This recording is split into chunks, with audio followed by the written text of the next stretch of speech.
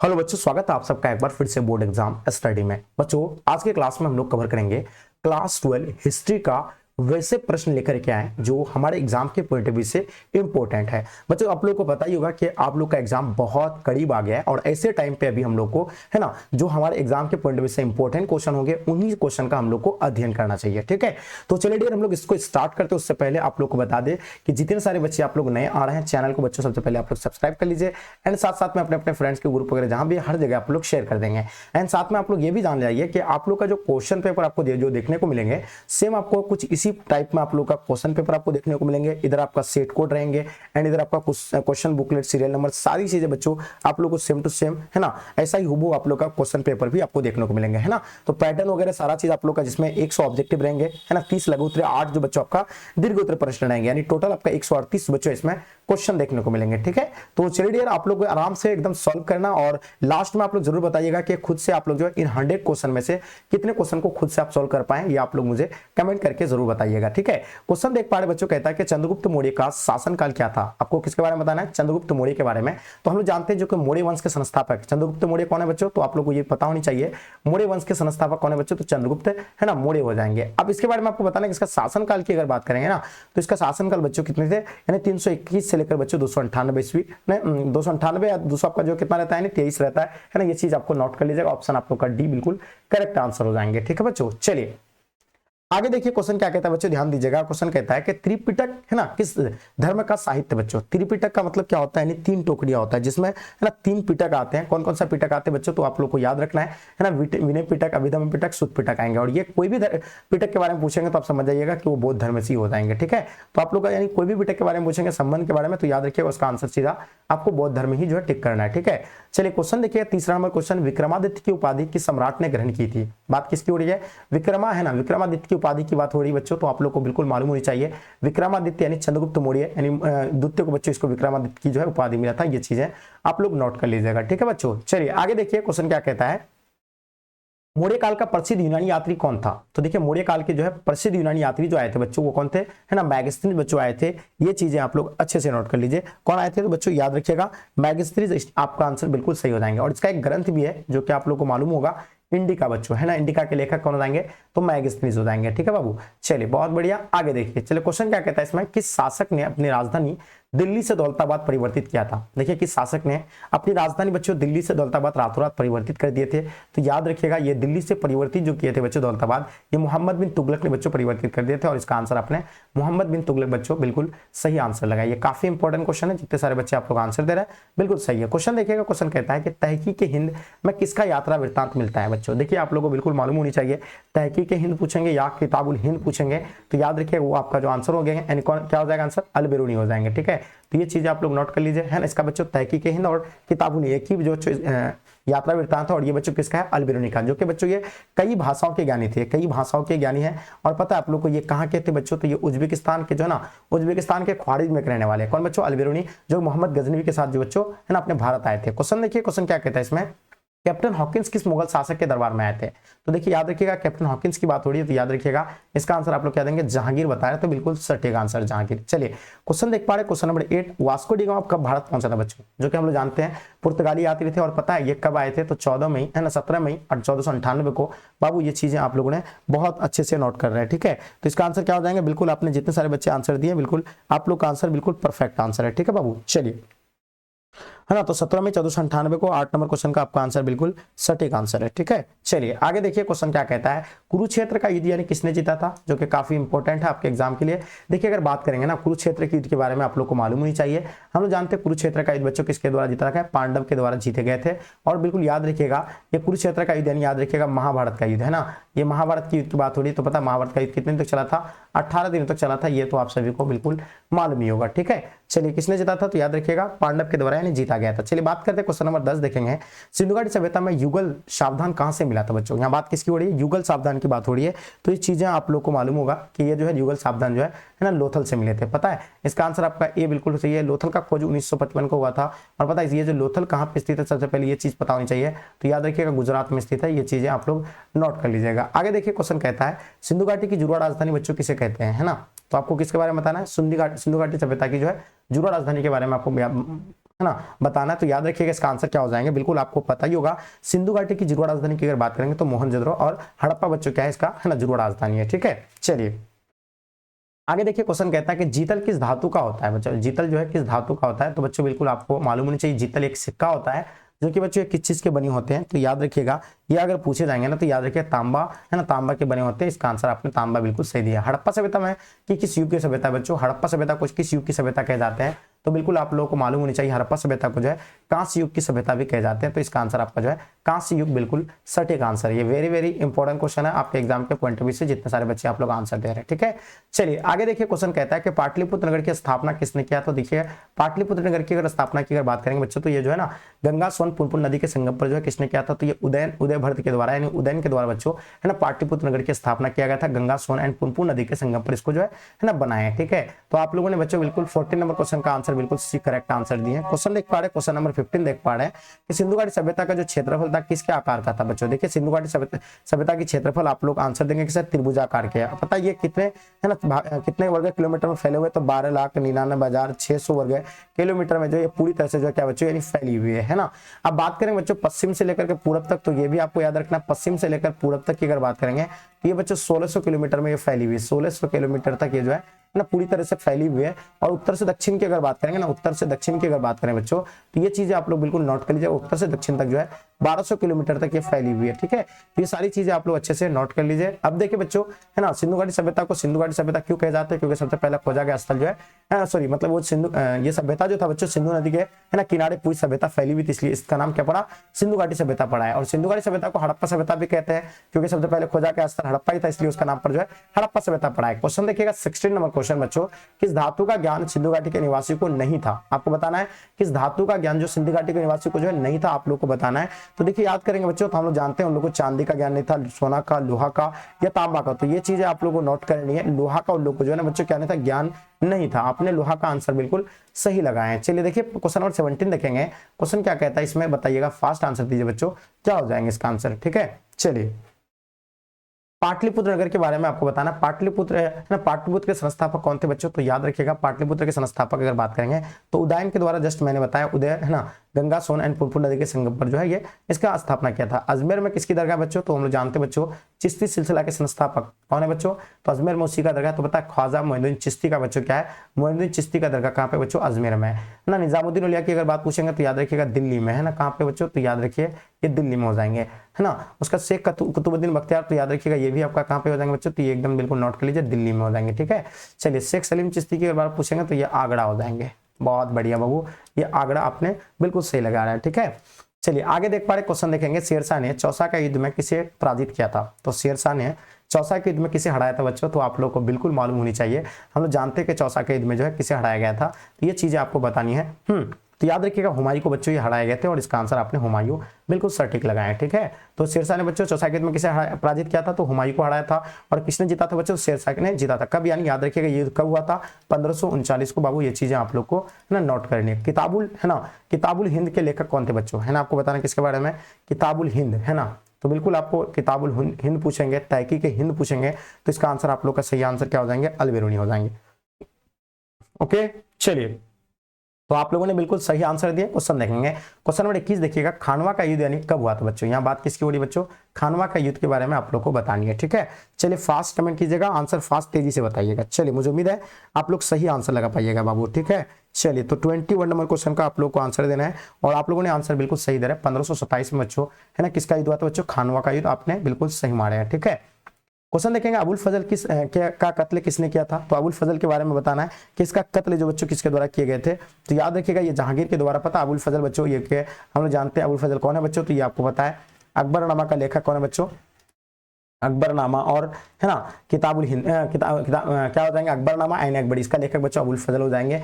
आप लोगों ने बिल्कुल सही देखे। सिखों के 10वें गुरु एवं अंतिम गुरु कौन थे। तो देखिए सिखों के 10वें एवं अंतिम गुरु की अगर बात करेंगे बच्चों, तो याद रखिए गुरु गोविंद सिंह, आपने बिल्कुल सटीक आंसर लगाए, तो इसका आंसर गुरु गोविंद सिंह हो जाएंगे। आगे देखिए, है ना, पादमी किस राज्य की जो है रानी थी बच्चों, है ना, तो बताइएगा ना, पादमनी किस राज्य की जो रानी थी बच्चों, गुजरात के थे, है ना, रंगनाथ भोर के थे, मेवाड़ के थे या मालवा के थे। तो 24 नंबर क्वेश्चन का आप लोग को बताना है क्या हो जाएंगे बच्चों, है ना।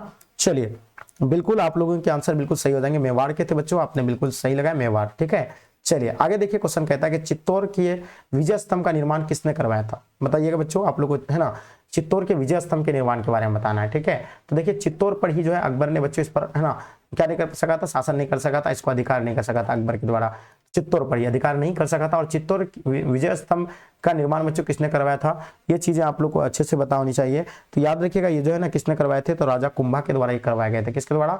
तो राजा है ना राणा कुंभा के द्वारा बच्चों। ये चीजें आप लोग को अच्छे से मालूम होनी चाहिए। ठीक है, तो आंसर क्या हो जाएंगे? राणा कुंभा बाबू आपने बिल्कुल सटीक लगाए। क्वेश्चन देखिएगा, अलाई दरवाजा का निर्माण किसने करवाया था? है ना, बात किसकी हो रही है? अलाई दरवाजा के बारे में आपको बताना है। ठीक है, तो अलाउद्दीन खिलजी बाबू आपने बिल्कुल सटीक लगाया। अलाउद्दीन खिलजी के द्वारा अलाई दरवाजा का निर्माण किया गया था। सलीम चिश्ती की दरगाह कहाँ पे अवस्थित है? जो कि जस्ट मैंने अभी आपको बताया। तो सलीम चिश्ती की दरगाह बिल्कुल आप लोगों ने सही आंसर दिया। आगरा बच्चों बिल्कुल करेक्ट आंसर। क्वेश्चन देख पा रहे हैं, भक्ति आंदोलन का उत्तर भारत में आरंभ किसने किया था? भक्ति आंदोलन का जो उत्तर भारत में लाने वाले कौन थे? तो रामानंद थे। और आज का आंसर आपने बिल्कुल रामानंद है ना सटीक आंसर लगाया। चलिए बच्चों आप लोगों ने बिल्कुल सटीक दे पा रहे हैं। ठीक है, चलिए आगे देखिए क्वेश्चन क्या कहता है। इसमें क्वेश्चन देखेंगे हम लोग, नेक्स्ट क्वेश्चन देखेंगे, आराम से फास्ट आंसर दीजिएगा। कालिदास के किसके समकालीन थे बच्चों? आपको बताना किसके बारे में? कालिदास के बारे में बतानी है। चलिए कालिदास के बारे में बताइए। ठीक है, चलिए तो बहुत बढ़िया जी। कालिदास जो थे बच्चों चंद्रगुप्त मौर्य के जो है ना क्या थे? समकालीन माने जाते हैं। क्वेश्चन देखिएगा, मगध का प्राचीनतम राजधानी कहाँ था? देखिए बच्चों मगध है ना मगध साम्राज्य के बच्चों पहले अगर बात की जाए महाजनपद का, पहले जो बच्चों इसका है ना शासक थे बच्चों कौन थे? बिंबिसार था, है ना बिंबिसार था। और बच्चों किस वंश के थे? तो ये हड़यक वंश के थे। ठीक है, और प्राचीन राजधानी अगर पूछे जाएंगे तो राजगृह हो जाएंगे। आपने बच्चों बिल्कुल क्या दिया इसका आंसर? तो राजगृह बिल्कुल सही आंसर है। आप लोगों ने क्या बिल्कुल सही आंसर लगाया? राजगृह। ठीक है, क्वेश्चन देखिएगा, इलाहाबाद प्रशासित की लेखक कौन है बच्चों? अगर है ना प्रयाग प्रशासित के बारे में पूछेंगे या इलाहाबाद प्रयाग है ना प्रशासित के बारे में पूछेंगे तो याद रखिएगा हरिसेन हो जाएंगे। आपने बिल्कुल सटीक आंसर लगाया हरिसेन। ठीक है, चलिए आगे देखिए क्वेश्चन क्या कहता है इसमें कि है ना ओतंद है ना ओतंदपुरी विश्वविद्यालय कहाँ स्थित है बच्चों? है ना इनके बारे में आप लोग को बतानी है। ठीक है, मुझे पता है कि आप लोग इसका आंसर सही एकदम बिल्कुल परफेक्ट लगा पाइएगा, जल्दी बताइएगा। ठीक है, तो बिल्कुल इसका आंसर आपका मगध बिल्कुल सही आंसर लगाया बाबू। चलिए आगे देखिए क्वेश्चन कहता है कि शक संवत की शुरुआत कब मानी जाती है? तो हम लोग जानते हैं 78 ईस्वी में बच्चों शक संवत की जो है ना शुरुआत मानी जाती है। आपने बिल्कुल सही दी है। हिनयान और महायान किस धर्म से संबंधित है बच्चों? तो हिनयान और महायान के बारे में बताना काफी है ना इंपॉर्टेंट क्वेश्चन है आपके एग्जाम के पॉइंट ऑफ व्यू से। तो ये चीजें आप लोग को मालूम होनी चाहिए। हिनयान और महायान के बारे में पूछेंगे तो याद रखिएगा ये बौद्ध धर्म हो जाएंगे। ठीक है बाबू, तो आप लोगों ने क्या दिया? बौद्ध धर्म में जितने सारे बच्चे आप लोग आंसर दे रहे हैं बिल्कुल आपने सटीक दिए हैं। चलिए आगे देखिए क्वेश्चन कहता है, अभिज्ञान शकुंतलम के रचनाकार कौन है बच्चों? है ना, तो आप लोगों को किसके बारे में बताना है? अभिज्ञान शकुंतलम के रचनाकार के बारे में बताना है। तो याद रखिएगा कालिदास आपने बिल्कुल सही दिया। अभिज्ञान शकुंतलम के रचनाकार कौन है? कालिदास बिल्कुल सटीक आंसर है। क्वेश्चन देखिएगा, भारत का नेपोलियन किसे कहा जाता है? तो याद रखिएगा भारत का नेपोलियन हम लोग जानते हैं समुद्रगुप्त को कहे जाते हैं। ये चीजें आप लोग ने नोट कर लीजिएगा। ठीक है, गुलबदन बेगम ने किसके आग्रह पर हुमायूंनामा लिखा था? तो बात किसकी हो रही है? गुलबदन बेगम की। तो याद रखिएगा अकबर के आग्रह पर, यानी हुमायूंनामा का लेखक कौन हो जाएंगे बच्चों? तो आप लोगों को बिल्कुल पता होना चाहिए गुलबदन बेगम हो जाएंगे। ठीक है, और ये किसके आग्रह पर लिखे थे? तो याद रखिएगा यह अकबर के आग्रह पर। कमल महल कहाँ पे अवस्थित है? तो आप लोगों को कमल महल के बारे में बतानी है। ठीक है, तो बताइएगा कमल महल के बारे में आप लोगों को बिल्कुल पता होनी चाहिए। ये कहाँ पे? बीजापुर है ना, मैसूर, हम्पी, कांचीपुर। तो याद रखिएगा ये आपका हम्पी में है। कमल महल कहाँ पे स्थित है बच्चों? तो ये हम्पी में। आप लोग बिल्कुल सटीक आंसर लगा रहे हैं। ठीक है, तो ये आंसर क्या हो जाएंगे बच्चों? तो हम्पी। और पता है इसको हम्पी से पहले इसका नाम क्या हुआ करता था? विजयनगर। ठीक है, क्या हो जाएंगे? विजयनगर बच्चों। विजयनगर को जो है ना पहले किस नाम से जानते थे? है ना, पहले हम्पी को विजयनगर के नाम से जानते थे, बाद में इसको जो है ना विजयनगर का जैसे ध्वस्त हो गया इसको जो है हम्पी के नाम से जाना गया। चलिए बात करते हैं अस्थायी बंदोबस्त नियम से बच्चों किससे जुड़ा हुआ था? अस्थायी बंदोबस्त की बात हो रही है तो याद रखिएगा ये भूमि से जुड़ा हुआ है। आपने बिल्कुल सटीक आंसर लगाए भूमि। आगे देखिए कलकत्ता में अंग्रेजों के किला का नाम क्या था बच्चों? तो हम लोग जानते हैं बच्चों इसका नाम जो है ना क्या थे? फोर्ट विलियम थे, फोर्ट डेविड थे, है ना, फोर्ट जॉर्ज या फोर्ट विलियम हो जाएंगे। तो याद रखिएगा उसको जो फोर्ट विलियम कहते हैं। आपने बिल्कुल सटीक आंसर लगाए फोर्ट विलियम। ठीक है, आगे देखिए कलिंग की लड़ाई बच्चों कब लड़ी गई थी? तो याद रखिएगा कलिंग की लड़ाई के बारे में आपको याद रखना है। ठीक है, तो हम लोग जानते हैं 261 ईस्वी पूर्व में बच्चों कलिंग की लड़ाई हुई थी। आपने बिल्कुल सही लिया। कलकत्ता में एशियाटिक सोसाइटी की स्थापना किसने किया था? तो याद रखिए कलकत्ता में एशियाटिक सोसाइटी की स्थापना 1784 को बच्चों किया गया था। ये चीजें आप लोग अच्छे से याद रखिएगा। और ये है ना कब किए गए? तो याद रखिए विलियम जॉन्स के द्वारा किए गए। इसका आंसर आपने विलियम जॉन्स बिल्कुल सही दिए। 1920 में कौन सा आंदोलन हुआ था? है ना, जो कि हम लोग जानते हैं असहयोग आंदोलन 1920 को हुआ था। ये चीज आप लोग नोट कर लीजिए। भारत छोड़ो आंदोलन याद रखिएगा 1942 को। खिलाफत आंदोलन 1919 को, है ना, और ये सविनय आंदोलन बच्चों ये 1930 को। तो ये सारी चीजें आप लोग अच्छे से नोट कर लीजिए। बादशाहनामा किसने लिखा था बच्चों, जो कि वेरी वेरी इंपॉर्टेंट क्वेश्चन है ना। बादशाहनामा के लेखक कौन है, तो हम लोग जानते हैं अब्दुल हमीद लाहौरी बच्चों बादशाहनामा के लेखक हो जाएंगे। ठीक है, तो आपने क्या दिया, बादशाहनामा के लेखक कौन हो जाएंगे, तो अब्दुल हमीद लाहौरी बाबू आपने सही आंसर लगाया। चलिए देखिएगा, तुम मुझे खून दो मैं तुम्हें आजादी दूंगा, ये किसने कहा था, तो याद रखिएगा ये सुभाष चंद्र बोस के द्वारा कहे गए हैं, है ना। तो आंसर क्या हो जाएगा बच्चों, तो याद रखिएगा तुम मुझे खून दो मैं तुम्हें आजाद दूंगा, इसका आंसर आपका जो है सुभाष चंद्र बोस, बिल्कुल सही आंसर लगाए। चलिए आगे देखिए, क्वेश्चन कहता है रामचरितमानस की रचना किसने की थी। रामचरितमानस की रचना के बारे में बात करेंगे बच्चों, तो तुलसीदास है ना हो जाएंगे, इसका आंसर आपने तुलसीदास बिल्कुल सही दिया है। क्वेश्चन देखिए, किस मुस्लिम संत की वाणी को बच्चों गुरु ग्रंथ साहिब में है ना स्थान मिला है, तो बताइएगा कौन सा हो जाएंगे। 47 का आप लोगों को बिल्कुल याद रखना है, बाबा फरीद यानी बिल्कुल इसका सटीक जवाब है। ठीक है बाबू, आगे देखिएगा, सिखों का पवित्र ग्रंथ क्या है बच्चों, वेरी वेरी इंपॉर्टेंट क्वेश्चन है। सिखों के है ना पवित्र ग्रंथ के बारे में पूछे गए हैं, जो कि आप लोग को बिल्कुल मालूम होनी चाहिए, गुरु गोविंद साहिब हो जाएंगे, आपने बिल्कुल करेक्ट आंसर लगाए। चलिए देखिएगा, कौन भक्ति संत अंधे थे बच्चों, तो आपको बताना इसमें से कौन भक्ति संत जो है अंधे थे, तो याद रखिएगा है ना सूरदास जो है, बिल्कुल चीजें नोट कर लीजिए, सूरदास इसका आंसर आपने बिल्कुल सटीक लगाए। ठीक है बाबू, चलिए आगे देखिए, भारत के किस स्थान को धरती का स्वर्ग कहा जाता है, जो कि हम लोग जानते हैं बच्चों, है ना, किस स्थान को धरती का स्वर्ग कहा जाता है, तो कश्मीर को बच्चों, ये चीजें आप लोग नोट कर लीजिए, कश्मीर को। ठीक है, आगे देखिए, गुप्तों के काल में कौन चीनी यात्री भारत आया था, है ना, तो आप लोगों को किसके बारे में बताना, कौन गुप्तों के काल में कौन चीनी यात्री भारत आए थे, तो हम लोग जानते हैं फायहान आए थे, और आपने बिल्कुल सटीक लगाए फायहान। ठीक है, आगे देखिए, जैन धर्म के जो 24 तीर्थकार थे कौन थे बच्चों, तो जैन धर्म के 24 तीर्थकार के बारे में आपको बताना है, वेरी वेरी इंपॉर्टेंट क्वेश्चन है। तो बच्चों हम लोग जानते हैं जो जैन धर्म के जो है ना 24वें तीर्थकार की अगर बात करेंगे, तो याद रखिएगा ये ना महावीर है ना, क्या होता है बच्चों, महावीर स्वामी, इसका जन्म बच्चों 540 ईस्वी पूर्व में बच्चों है ना, इसका क्या हुआ था, है ना, निधन हो गया था। ठीक है, चलिए पार्श्वनाथ बच्चों, ये आपका ऋषभदेव क्या थे बच्चों, है ना, संस्थापक है जैन धर्म के, और वास्तविक संस्थापक महावीर स्वामी थे, और 23वें तीर्थकार आपका कौन हो जाएंगे, पार्श्वनाथ हो जाएंगे। ठीक है,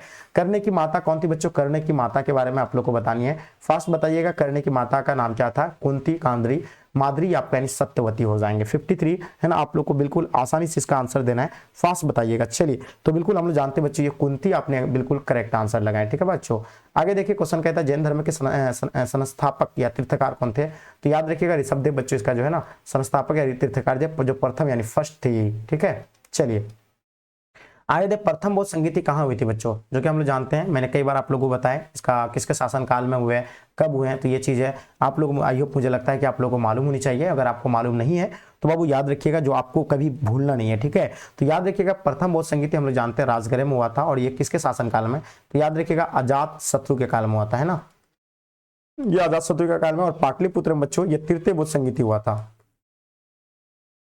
तृतीय बौद्ध संगीति हुआ था, और किसके शासन काल में, तो बच्चों याद रखिएगा अशोक के शासन काल में। किसके शासन काल में, तो ये अशोक के शासन काल में। अब देखिए बच्चों, वैशाली में जो है ना द्वितीय बौद्ध संगीति हुआ है, और किसके शासन काल में, वैसा कि काला शौक के काल में, है ना, काला शौक के काल में हुआ है। ये चीजें आप लोग को मालूम होनी चाहिए। श्रीनगर में बच्चों ये चतुर्थ बौद्ध संगीति श्रीनगर में हुआ है। ठीक है बाबू, आगे देखिए, द्वितीय बौद्ध संगीति कहाँ हुई थी, तो याद रखिए अभी जस्ट मैंने आपको द्वितीय संगीति के बारे में बताया, ये वैशाली में बच्चों द्वितीय बौद्ध संगीति हुई थी, और किसके शासन काल में, तो याद रखिएगा काला शौक के काल में। ठीक है, काला शौक के काल में, आपने आंसर बिल्कुल सही लगाया। चतुर्थ बौद्ध संगीति कहाँ हुई थी बच्चों, जस्ट श्रीनगर में बच्चों, ये किसके, कनिष्क के शासन काल में हुए, तो ये चीजें आप लोग नोट कर लीजिए। सांची का स्तूप बच्चों किसने बनवाया था, तो सांची पहले बच्चों कहाँ पे है, तो ये मध्य प्रदेश में, मध्य प्रदेश का कौन सा जिला, तो याद रखिएगा रायसेन जिला हो जाएंगे, रायसेन है ना, रायसेन जिला हो जाएंगे। और पता है बच्चों, ये अशोक के सम्राट अशोक के द्वारा बनाया गया था। ठीक है, चलिए आगे देखिए, क्वेश्चन कहता है सर्वाधिक सोने के सिक्के किसके काल में बच्चों मिले थे, तो याद रखिएगा सर्वाधिक सोने के सिक्के के बारे में बात पूछेंगे, तो याद रखिए गुप्त काल को, और पता है गुप्त काल को ही जो है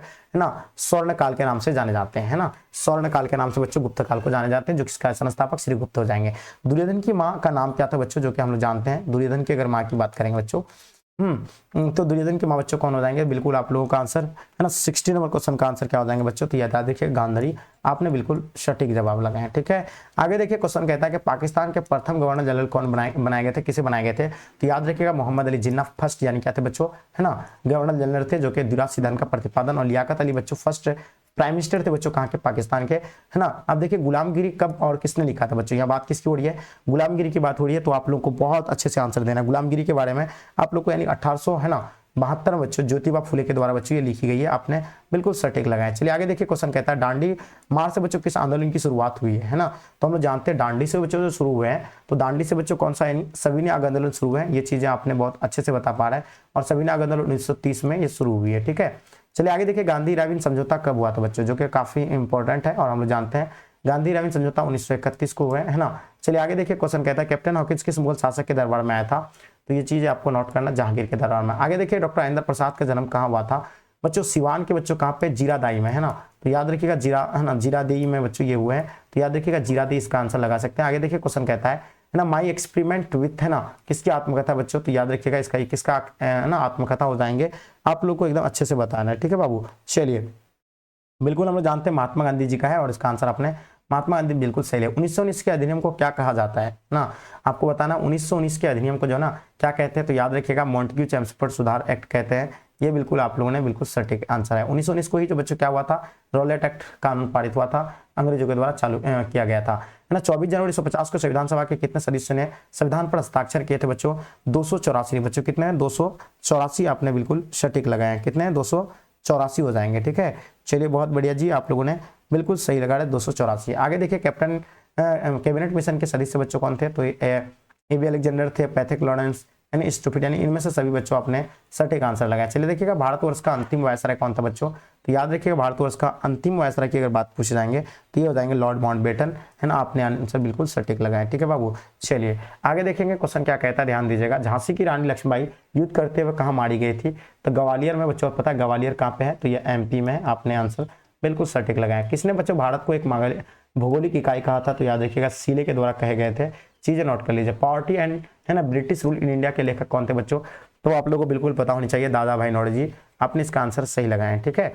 चलिए आगे देखिए स्वराज दल की स्थापना बच्चों कब हुआ था, तो याद रखिएगा स्वराज दल के बारे में आप लोग को बताना है और मुझे पता है कि आप लोगों ने बिल्कुल इसका सही आंसर लगाइएगा। स्वराज दल की अगर बात करें तो 1922 के बच्चों, है ना। चलिए आगे देखिए क्वेश्चन कहता है कि 1935 के अधिनियम के अनुसार प्रांतों में किस वर्ष चुनाव हुआ था, तो 1937 में बच्चों चुनाव लड़े गए थे, कब, तो याद रखिएगा 1937 ने आपने, है ना, सटीक जवाब दिए। चलिए आगे देखिए नेक्स्ट क्वेश्चन, कांग्रेस मंत्रिमंडल ने किस, है ना, वर्ष त्याग पत्र दिया था, तो कांग्रेस मंत्रिमंडल ने किस वर्ष त्याग पत्र दिया था, 1939 को जो है ना अपना त्याग पत्र दिए थे।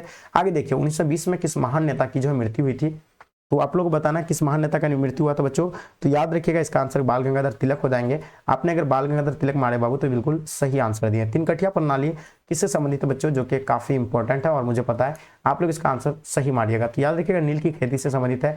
आपने अगर नील की खेती बताया बाबू तो इसका आंसर बिल्कुल सही है। पेरियार किसका उपनाम है बच्चों, आपको किसके बारे में बताना है, पेरियार के बारे में बताना है, ये किसका उपनाम है, तो आप लोगों का आंसर बिल्कुल सटीक आंसर होनी चाहिए। पेरियार की अगर बात करेंगे तो ईवी, है ना, ईवी राम स्वामीकर नायकर बच्चों, ये चीजें आप लोग नोट कर लीजिएगा। देखिए किस वायसराय के समय भारत राष्ट्रीय कांग्रेस की स्थापना हुई थी, तो ये बताइए कौन उस टाइम बच्चों कौन वायसराय थे, तो उस टाइम वायसराय का नाम डफरिन जो थे अपना, है ना, वायसराय थे भारतीय राष्ट्रीय कांग्रेस पार्टी के स्थापना के टाइम पे, ठीक है।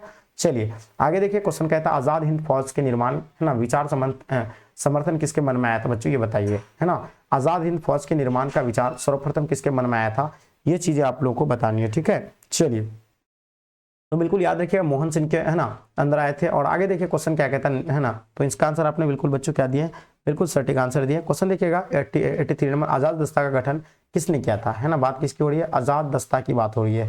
फास्ट आंसर लगाइएगा, बहुत बढ़िया।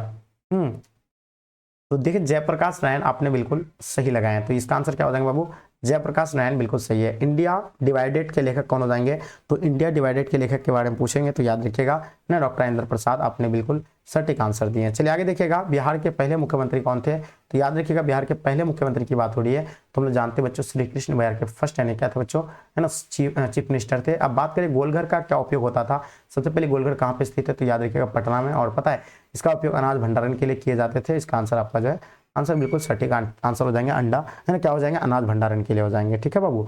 चलिए आगे देखिए क्वेश्चन क्या कहता है, इसमें नेक्स्ट क्वेश्चन देखेंगे। क्वेश्चन कहता है कि सचिवालय के पास 7 शहीदों की मूर्ति किस आंदोलन की याद दिलाती है बच्चों, तो ये कौन सा आंदोलन की याद दिलाते हैं, तो ये चीजें आप लोग को अच्छे से नोट करना है, ठीक है।